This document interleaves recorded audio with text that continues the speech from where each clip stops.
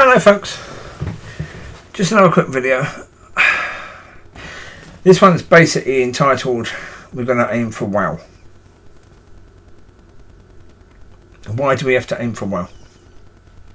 I've said before that it's another way of saying we're going to aim for miracles and the most we can aim for in our faith.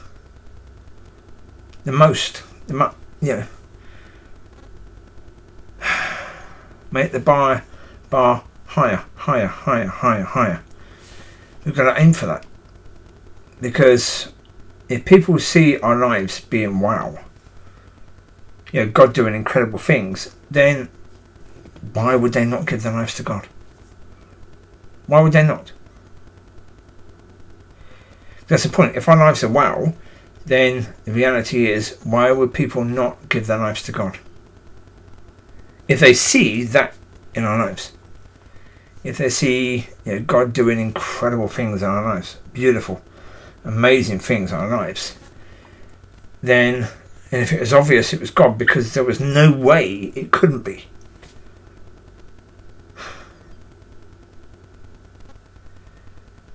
then people would be insane if they didn't give their lives to God. Because it would be obvious. The problem is, at the moment we have a situation where, like, they've recently had something called Revive, which I'm pretty sure lasted 6 weeks. Now, in that 6 weeks period, I was told today that 250 people gave their lives to the Lord, and that was amazing.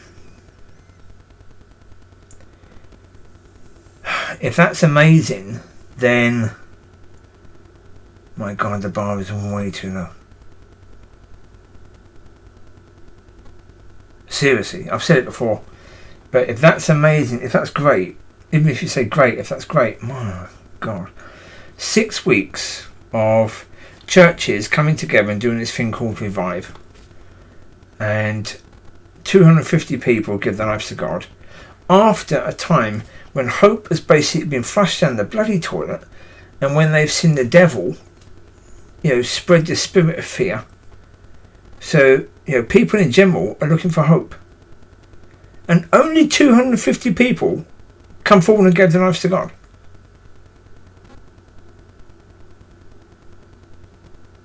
In this event.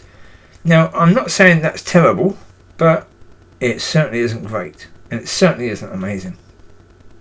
Now, let's be realistic for a second and be kind to the individuals.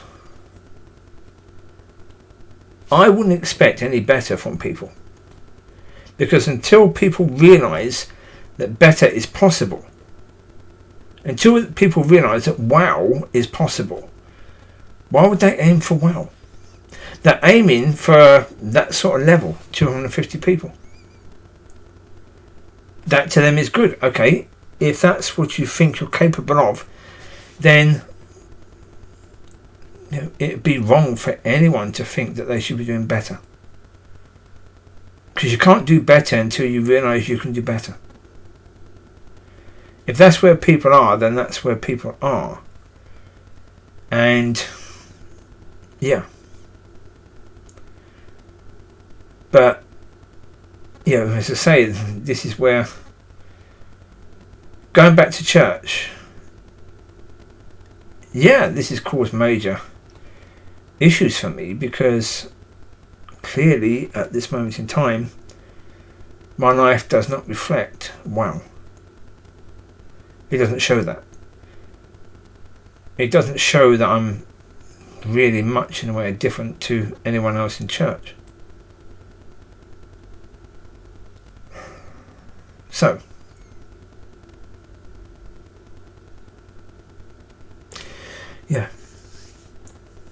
let's paint a little picture. I go to church. I go to a church. I start sharing what God has been doing in my life over the past year, when the evidence is showing God hasn't done a thing. Yeah, my life doesn't look any different to them.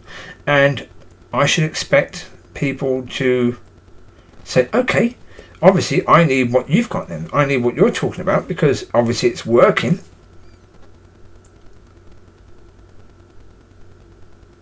Yeah. Yeah.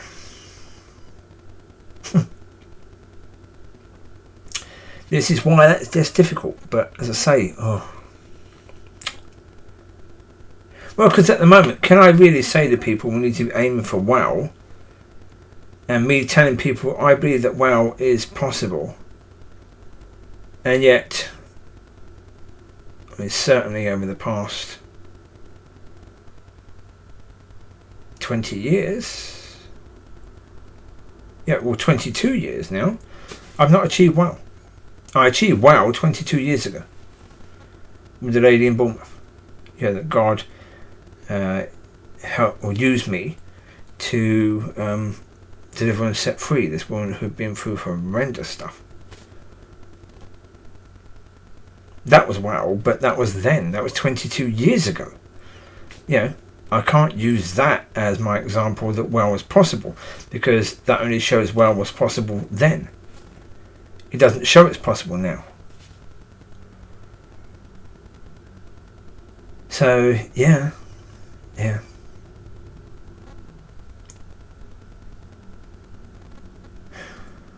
I mean, that's it. I mean, I have...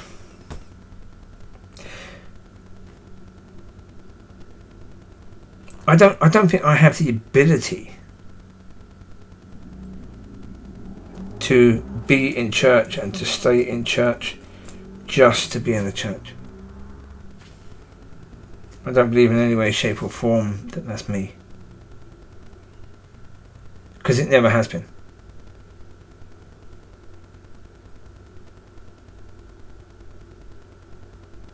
It's never been me in the 28 years. It's never been me.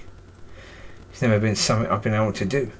So therefore, now, especially now that I've had this past year where I learnt so much, I'm going to go back and try and fit in to church. Yeah. So, at the moment, it's now the thing between me and Father that I'm talking to him about the most now and that's because of the fact that if my life is going to be WOW and if it's going to help people to see that WOW is possible, then I need to be in the church because people need to see this, and the children of God need to see this. They need to see it and they need to ask how it's possible.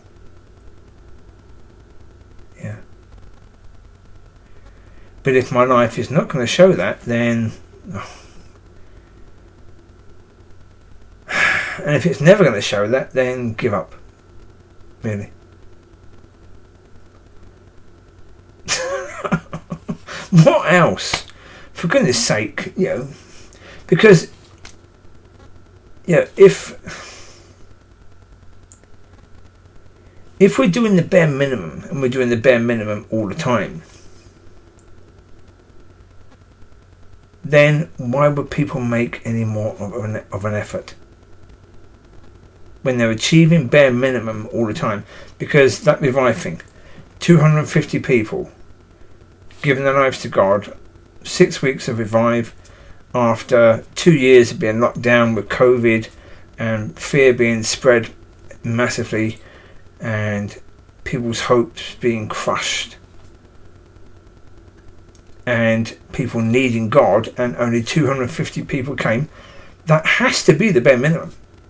250 people came forward and gave their lives to God. That's what I mean.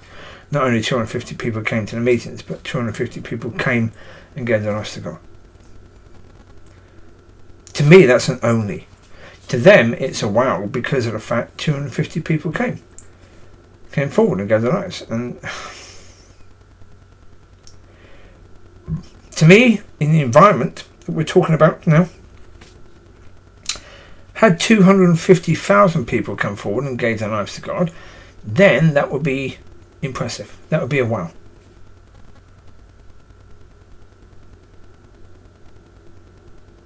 That would be immense. 250,000 people in 6 weeks, even after what we've been through, and even after the hope being smashed and people needing God, 250,000 people coming to God, giving their lives to God at that event. That would be impressive. But 250, that's it. No.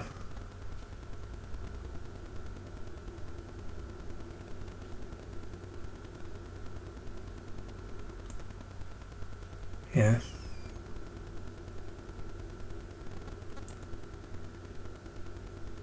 The standards have to be raised. And if we try and do it bit by bit by bit by bit by bit, then we're still going to have the bar way too low when it all comes back. And if we're waiting for the Lord to do all the things that need to be done, then yeah, I don't know.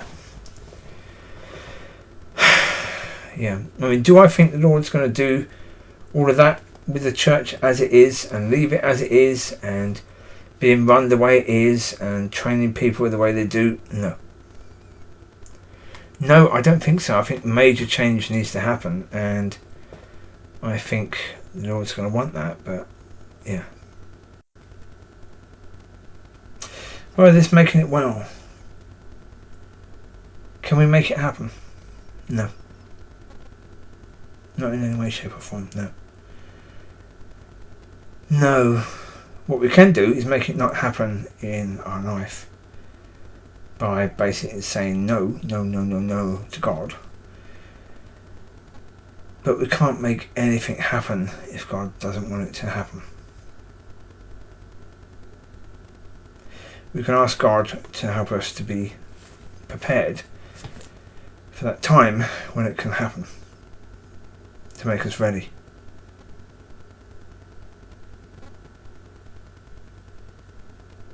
And yeah, I would remind you that I've said to God many times that I would much rather that God chooses someone else to do this.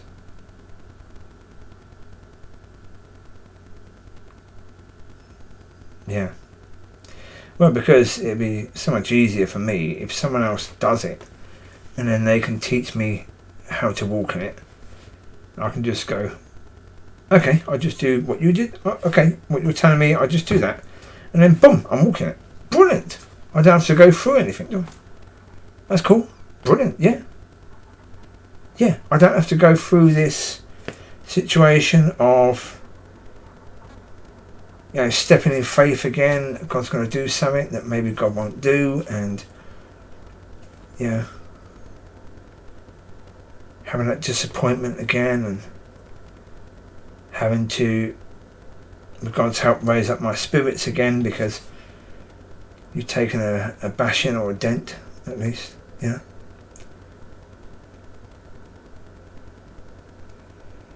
because that's the thing, and that's what people don't see. That if God is going to use people for this sort of thing, then they have to go through the fire. Because God wants to know that if He's going to use you for any form of ministry, that you're going to be faithful during that. He wants to know that when the trials come, you'll be able to stand.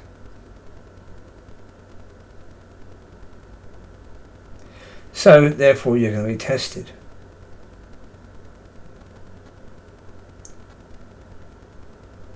And so, the thing of it is, it will seem to some people, with those people who are walking it out in the future, hopefully there will be, these sons of God, it will seem as if they're just bloody lucky because, God just did all of this for them, and they didn't do anything to deserve it or anything like that. Of course, you can't deserve it. That's the point. You can't deserve it. But people will think they didn't go through anything to be trained for this. God just said, boom, and they were okay. They were sorted. Yeah, in most cases that will not be the case. In some that may very well be. And for those people, when it is like that, you know, those of us who have been through stuff, you just need to look at them and say, that's noisy, that vehicle. Very noisy. People do love to have noisy vehicles, don't they? No, they won't say that. But basically, you know, us that have been through it, we just have to say to those people, yep, you've been very, very blessed. Yeah, because, yeah, it doesn't mean any more or any less whether they've been through trials and tribulations to get there. It doesn't mean anything. And, of course, whether it looks like they've been through trials and tribulations, again, that doesn't mean anything, because what they've been through may have been horrendous to go through to them.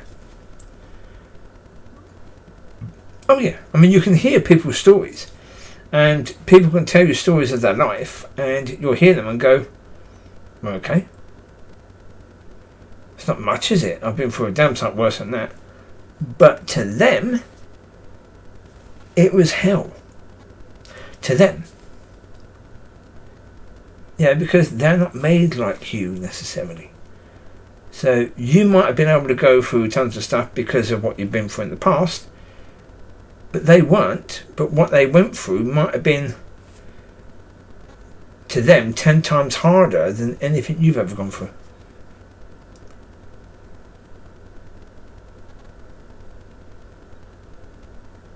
Yeah. We're all different, and what we're able to go through and is very, very different. Very, very different. What would break me might not break you. What might break you might not break me. Does that mean that either of us are stronger than the other? No, it doesn't. It just means that that thing will break me, but this other thing will break you. It doesn't mean anything. We just thank God that we've not been broken, don't we? Simple.